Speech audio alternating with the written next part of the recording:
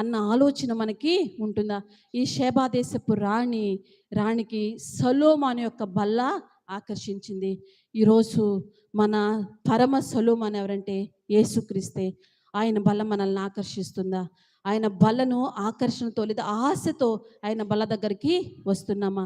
ఆయన బల్ల దగ్గరికి మనం ఆశతో రావాలి, ఆకాంక్షతో రావాలి, ఆసక్తితో రావాలి.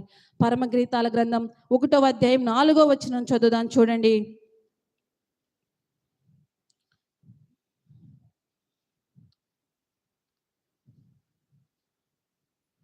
1వ అధ్యాయం 4వ వచనం, నన్ను ఆకర్షించుము, మేము నీ యొద్దకు పరుగెత్తి వచ్చెదము. రాజు తన అంతఃపురంలోకి నన్ను చేర్చుకొనును, నిన్ను బట్టి మేము సంతోషించి ఉత్సాహించదము. అయ్యా, నన్ను ఆకర్షించు, నేను పరుగెత్తుకుంటాను యొద్దకు వస్తానని అంటుంది. మనం ఆయన బల్ల యొద్దకు పరుగెత్తుకొని వస్తున్నామా? లేకపోతే పనులకి వెళ్ళాంలే, శరీరం అంతా అలిసిపోయింది, సొలసిపోయింది, కాళ్ళు నొప్పులు, చేతు నొప్పులు, వెళ్ళక తప్పదనుకొని వస్తున్నామా?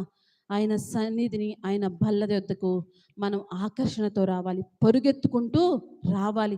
ఆయన అంతఃపురంలోకి చేరినటువంటి మనము ఉత్సాహ సంతోషాలు చేయాలి. రెండోది సొలొమోను బల్ల. ఒకటి దావీదు బల్ల, రెండోది సొలొమోను బల్ల. మూడోది చదువుదాం చూడండి, కీర్తనలు 23వ కీర్తన 5వ వచనం చదువుదాం. నా శత్రువుల ఎదుట నీవు నాకు భోజనము సిద్ధపరచుదువు. నూనెతో నా తల అంటి ఉన్నావు. నా గిన్నె నిండి పొర్లుచున్నది. నేను బ్రతుకు దినములన్నీయు కృపాక్షేమములే నా వెంట వచ్చును. ఇక్కడ 5వ వచనంలో, నా శత్రువుల ఎదుట నువ్వు నాకు బల్ల మీద భోజనాన్ని సిద్ధపరుస్తావు. ఆయన శత్రువుల ఎదుట బల్లను సిద్ధపరిచేటువంటి దేవుడు.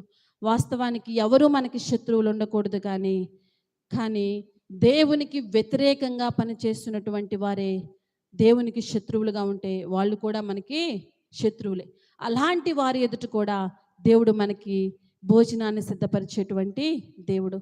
మనకు అర్థం అవ్వాలి అంటే, ఒకసారి ఏలియా గురించి మనం ఆలోచన చేస్తే, మొదటి రాజుల గ్రంథం చదువుదాం చూడండి. మొదటి రాజుల గ్రంథం 17వ అధ్యాయం 6వ వచనం.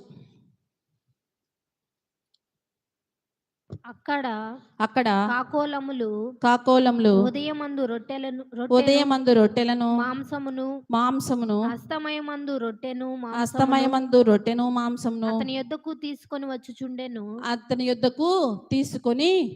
ఇక్కడ ఎవరంటే ఏలియాకి కాకులు రోజు రొట్టెను మాంసాన్ని తీసుకొని వస్తున్నాయి. ఏలియా ఎక్కడున్నాడంటే కెరీతు వాగు దగ్గర ఉన్నాడు. ఆ దేశం అంతా కరువు వచ్చింది.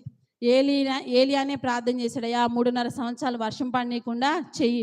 ఈ ఆహాబుకి దేవుని భయం లేదు, ఇశ్రాయేలుకు దేవుని భయం లేదు, విగ్రహారాధికులుగా మారిపోయారు, వాళ్ళు ఇష్టానుసారంగా ప్రవర్తిస్తున్నారు, కాబట్టి వీళ్ళకి దేవుని భయం కలగాలి అని చెప్పి 3.5 సంవత్సరాలు వర్షం పడకూడదని ప్రార్థన చేశాడు.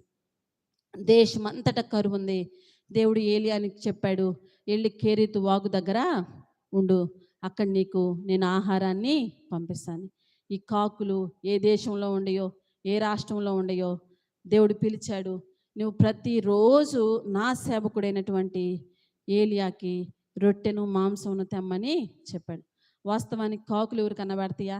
ఎవ్వరికి కాకులకు ఉన్నటువంటి లక్షణం ఏంటంటే, అది ఆహారాన్ని సిద్ధపరుచుకున్నాక పెడితే పొస్టాటి పిల్లలకి పెట్టిద్ది, లేకపోతే మిగిలింది మొత్తము అదే తిని చిందరవందర చేసిద్ది, కానీ ఇంకొకరికి పెట్టేటువంటి స్వభావం కాకి లేదు. కానీ కాకి ఏం చేస్తుందంటే, ప్రతిరోజు రొట్టెని మాంసాన్ని టయానికి, ఉదయం పూట సాయంత్రం పూట రొట్టెను మాంసాన్ని తీసుకొని వస్తుంది. ఎక్కడి నుంచి తీసుకొస్తుందంటే ఆహాబు బల్ల దగ్గర నుంచే తీసుకొని వస్తుంది. ఆహాబు బల్లలో సిద్ధపరిచినటువంటి ఆ భోజనాన్ని అంతటి, ఆ రొట్టెను మాంసాన్ని ఈ కాకి ఏం చేస్తుందంటే ఏలియాకి తీసుకొచ్చి పెడుతుంది.